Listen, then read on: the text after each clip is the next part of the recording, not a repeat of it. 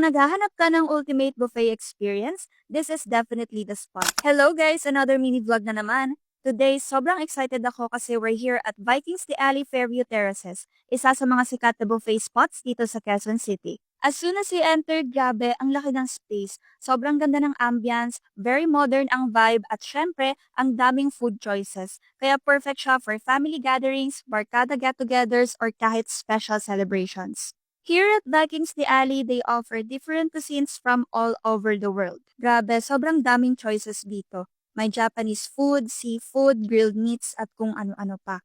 Kung mahilig ka sa meat, andyan yung mga roasted at grilled dishes. May mga seafood din like shrimp, crabs, at iba pa. Siyempre, may mga Pinoy favorites na paborito ng lahat. May international food din tulad ng pasta, pizza, salads, at soups. At ang best part, dessert station na puno ng cakes, pastry, halo-halo at ice cream. Kahit saan ka lumingon, may iba't ibang station na tempting. Parang gusto mo talaga lahat tikman, from appetizer to main course hanggang desserts. Ang daming options kaya hindi ka talaga mauubusan. Kung anong cravings mo today, siguradong meron sila dito.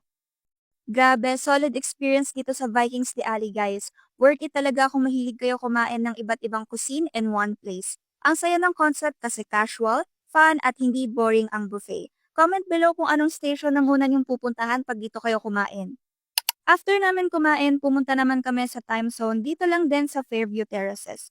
We had a great experience sa place na to. Ang daming lights, sounds, and games everywhere. Kaya perfect for barkada bonding, family time, or kahit solo chill lang. Ang daming arcades na pwedeng subukan, like basketball games, motor games, bowling, billiards, bumper cars, at marami pang iba.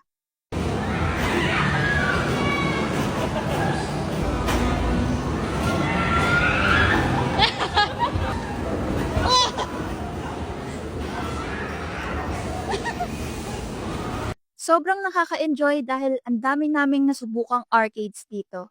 Siguradong hindi ka talaga mauubusan ng activities. Good vibes, good memories, and endless fun talaga. That's it for today's mini vlog. Don't forget to like and follow my social media accounts for more food adventures and mini vlogs. Kita-kits sa next vlog. Bye!